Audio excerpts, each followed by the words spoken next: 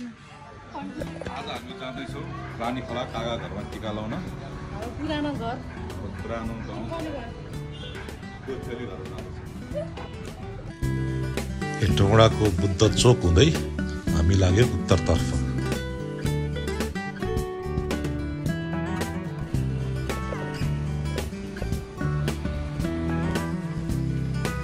हामी आइपुग्यो बागझोडा।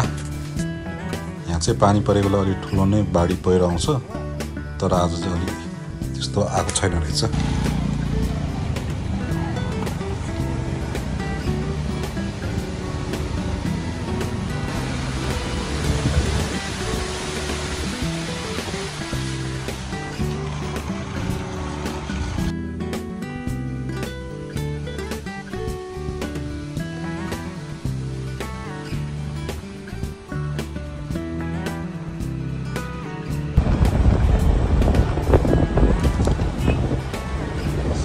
अहिले हामी आइपुग्यो त्रिखण्डीको झरना।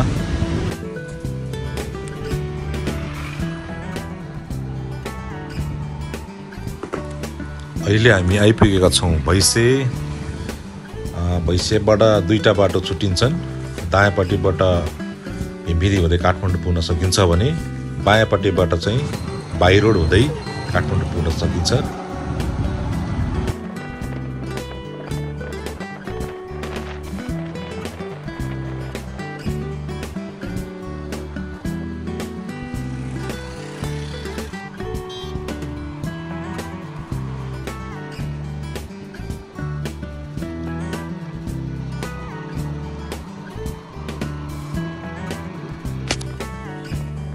चिउरी बगैँचा आइपुग्यौँ।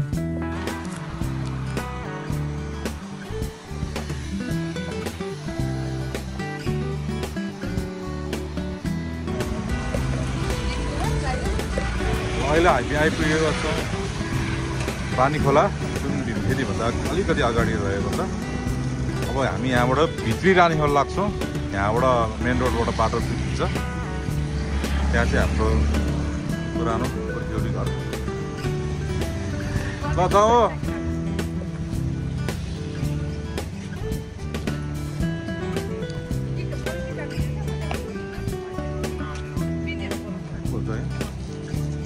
हामी रानी खोला आइपुग्यौँ भन्नुभयो खै। हामी रानी खोला आइपुग्यौँ। भ्लगमा दौडेन अनि बाहिरबाट नि हेर्नु भइरहेको मान्छेले। ओके।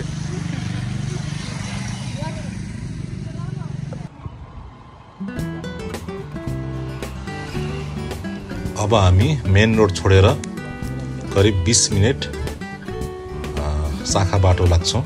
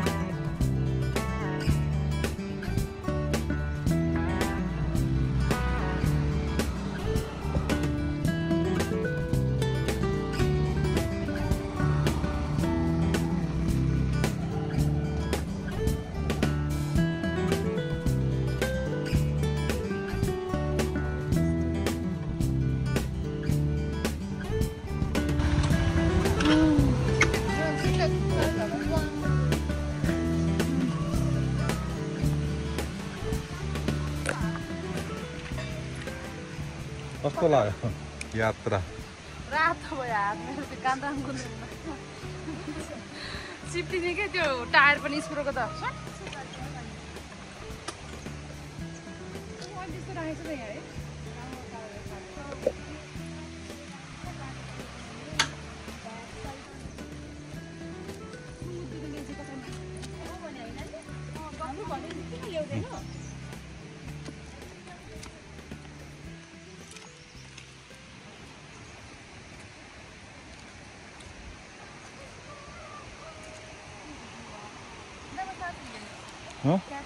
यहाँ छैन दाबी कसमा होला डिक्कीमा होला तेरो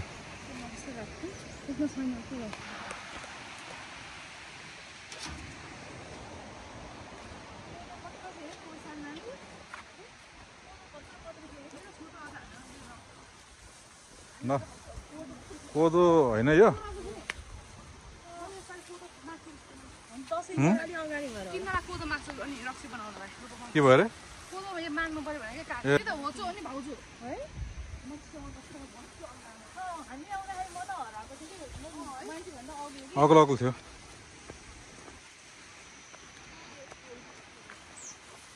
कोदोको रिस उठेसबाट भन्छ कोदोको रक्सी पनि फाइनल घर त्यो त भरेन नि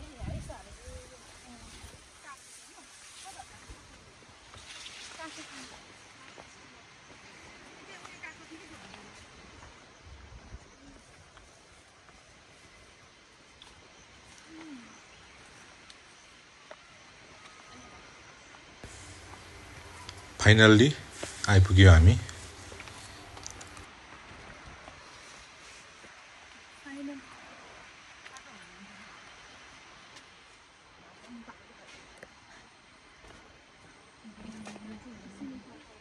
काका नमस्ते ल हामी आइपुग्यो सबैजना एक्लै काका त काकाको गिफ्ट गिफ्ट ए यो चाहिँ कसैले अर्को चाहिँ के गिफ्ट टी सर्ट लुगा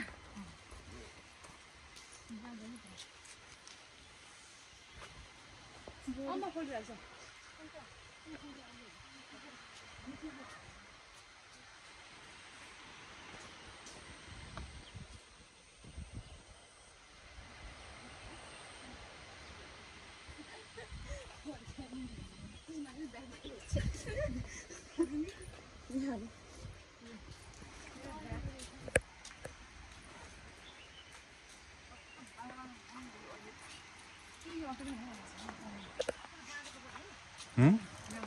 कुन यो होला यो बाटोबाट उता काल्टा देखिन्छ नि त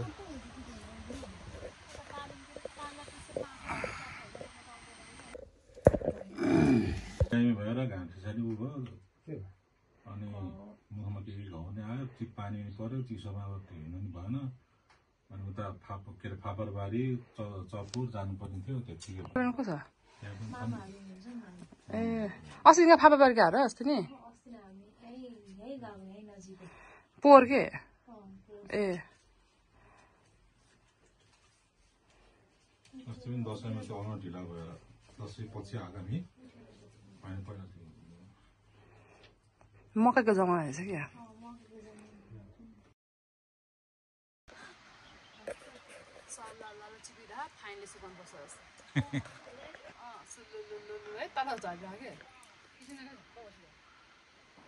भाग्यमा नि हुनुपर्छ हामी जस्तो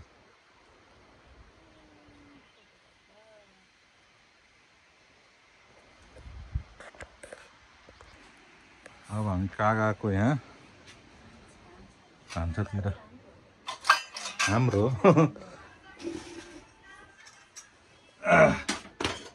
अब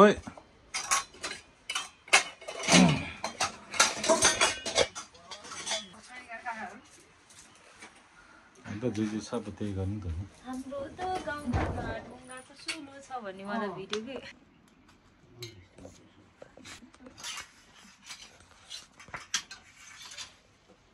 सुँगुरको अचार चिउरा थोरै खाऊ न धेरै खानु पर्दैन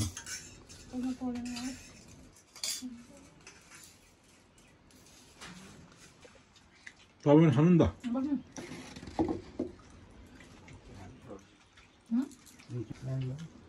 खानेकुरा खानु पर्यो नि त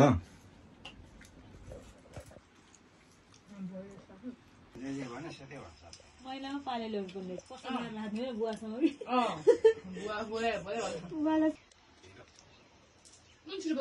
साह्रो साह्रो त 2 महिना 3 महिना मान्छेसँग बोल्ने हुन्छ साह्रो त अर्कै खालको खैरो खैरो कलरको त्यो जस्तो पहेँलो भएको हुन्छ क्या साथीहरू गाउँघरमा चाहिँ यसरी ऐनामाथि मासु सुकाउने प्रचलन हुन्छ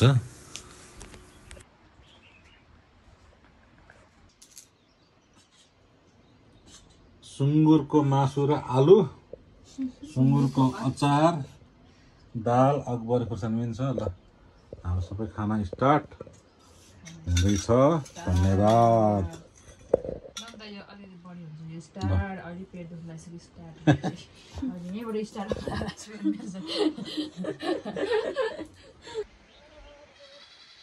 पुर्ख्यौली घर हाम्रो भित्री रानी खोला हो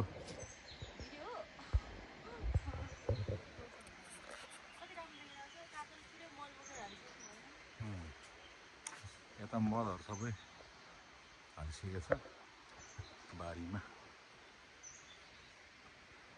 15 सुत्नु गएको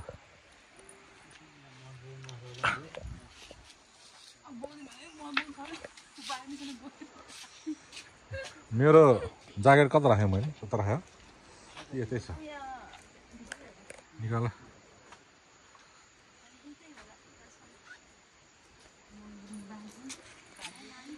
यो घर त पहिला त्यो ढुङ्गै ढुङ्गा हुँदा बाहिर ढुङ्गा छापेको थियो नि होइन ढुङ्गै ढुङ्गा थियो नि त त्यही राम्रो सही थियो है भित्र त चिसो म त त्यहाँ गएको बाहिर घाममा भन्दा तातो टिनको तातो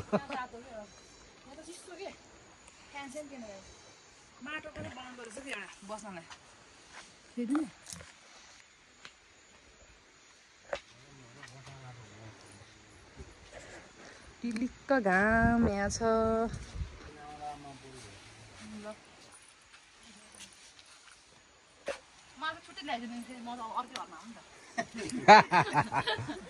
घर चेन्ज भइसक्यो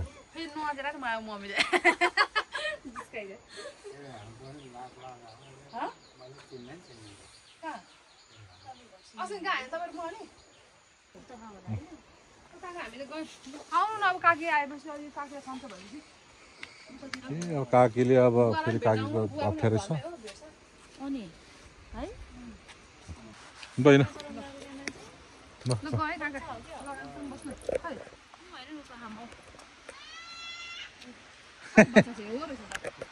कहाँ हो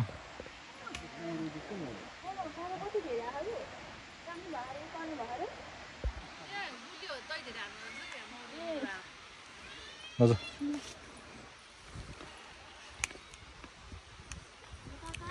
हस् काका गुड बाई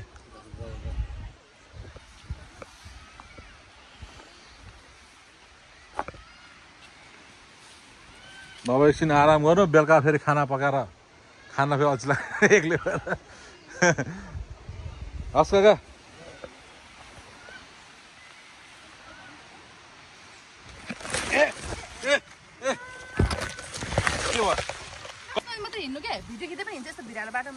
खेल्नु पर्यो ल ल ओके जाउँ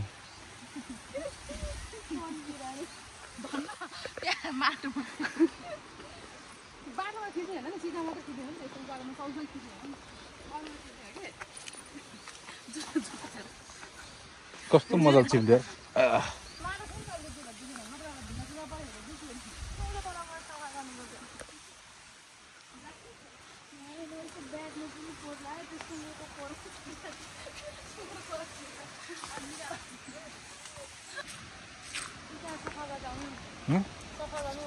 गर्नु पानी भित्र सफा गरेँ यति सुक्छ कि माछा पार्नु जाने खोलामा रानी खोलामा